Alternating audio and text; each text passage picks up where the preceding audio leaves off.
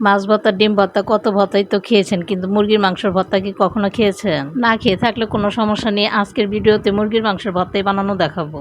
আর এই ভর্তাটা একবার খেলে বারবার খেতে মন চাইবে। আমি এখানে মুরগির বুকের মাংস ছোট ছোট করে টুকরো করে সিদ্ধ করতে বসিয়ে দিলাম। আর এখানে দিয়ে দিলাম 1 চামচ মরিচের গুঁড়া, 1 চামচ আদা রসুন বাটা আর স্বাদ মতন লবণ দিয়ে 20 থেকে 25 মিনিটের মতো সিদ্ধ করে নিব। তো এই যে দেখুন মুরগির মাংস সিদ্ধ করা শেষ। মাংসগুলো সাইডে রেখে একটা কড়াই বসিয়ে এখানে পরিমাণ মতন সরষের তেল দিয়ে দিব।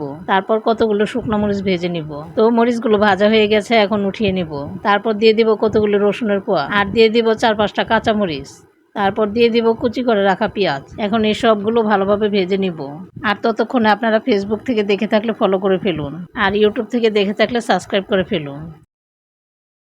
তো এই যে দেখুন আমার ভাজা শেষ হয়ে গেছে। এখন সিদ্ধ করা মাংসগুলো শিলপাটায় থেতলে নিব।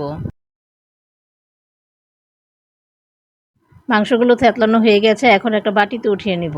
এরপর আগের থেকে ভেজে রাখা শুকনা মরিচ আর পেঁয়াজ কাঁচামরিচগুলো বেটে নিব। তারপর থেতলে রাখা মাংসগুলো হালকাভাবে বেটে নিব।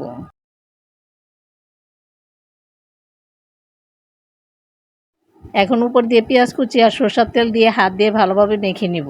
আমাদের চিকেন ভর্তার রেসিপি প্রায় কমপ্লিট হয়ে গেছে। এখন এগুলি তুলে নিয়ে সুন্দরভাবে পরিবেশন করার পালা।